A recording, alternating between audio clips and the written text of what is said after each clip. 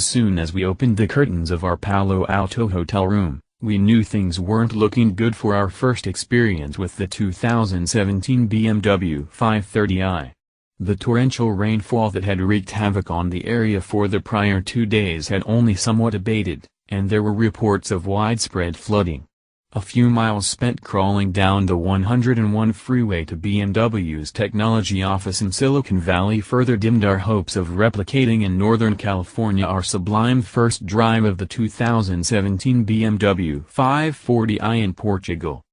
Fortunately, by the time BMW finished its technical presentation of the new 5, and there is indeed much tech to present, the sun was flirting with breaking through the clouds and the weather provided no impediment to our drive of the 5 Series.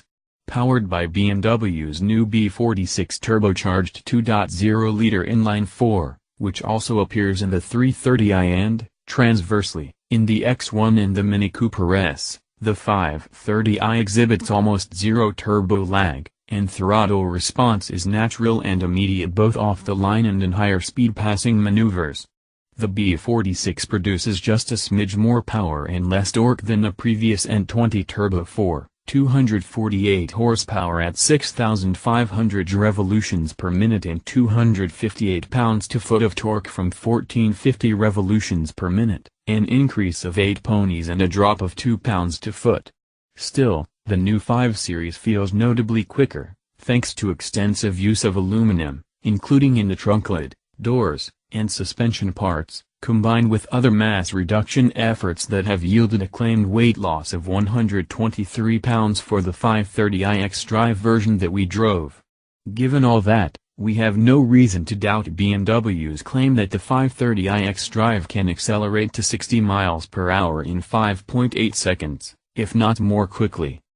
More important is that the new 5 feels more predictable and easier to maneuver, thanks in part to the redesigned suspension largely made from aluminum, which helps reduce unsprung mass.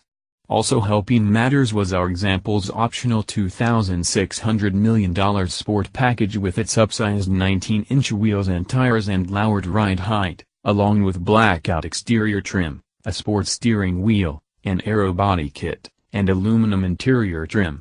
Our car also was equipped with BMW's latest integral active steering system, $1,150, which combines a variable ratio steering rack with speed-dependent electric assistance and rear-wheel steering.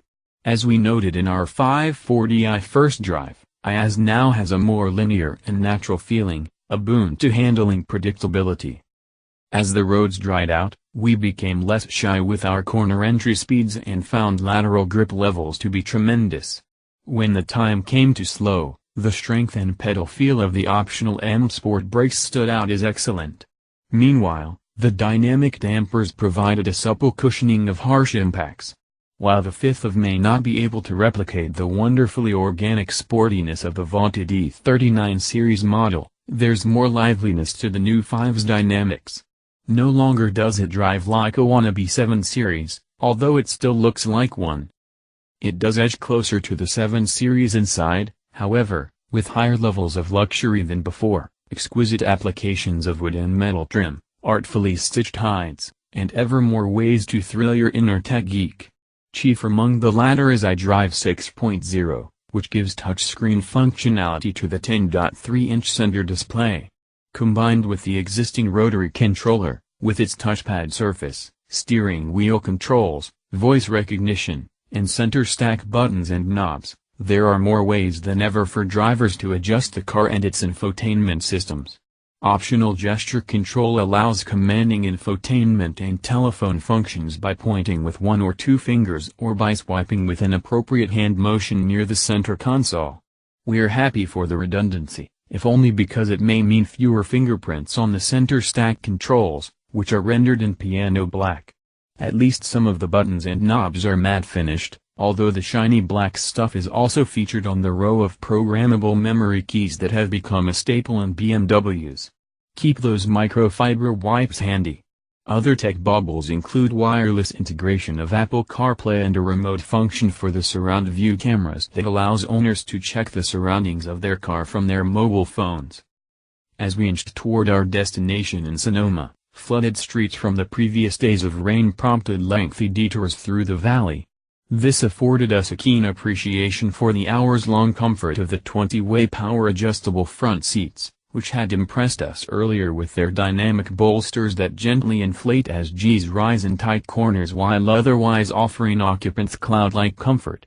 The outboard rear seats are nearly as nice, with well-executed ergonomic contouring and decent legroom.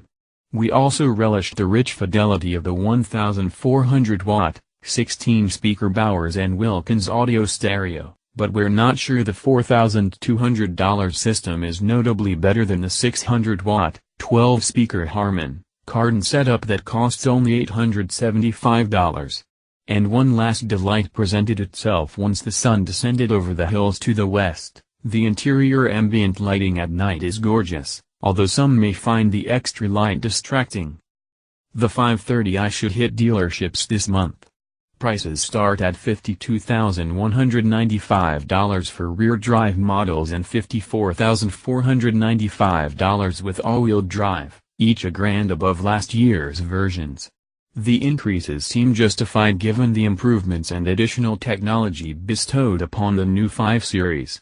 The 530i anchors the bottom of the lineup and will be joined by the new 530ei Performance plug-in hybrid this spring.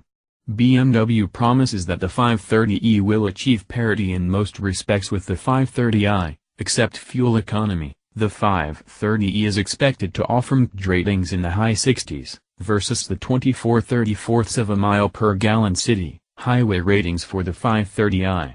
But we'll judge the hybrid's merits when the time comes. Meanwhile, we can say the new 530i marks a step forward.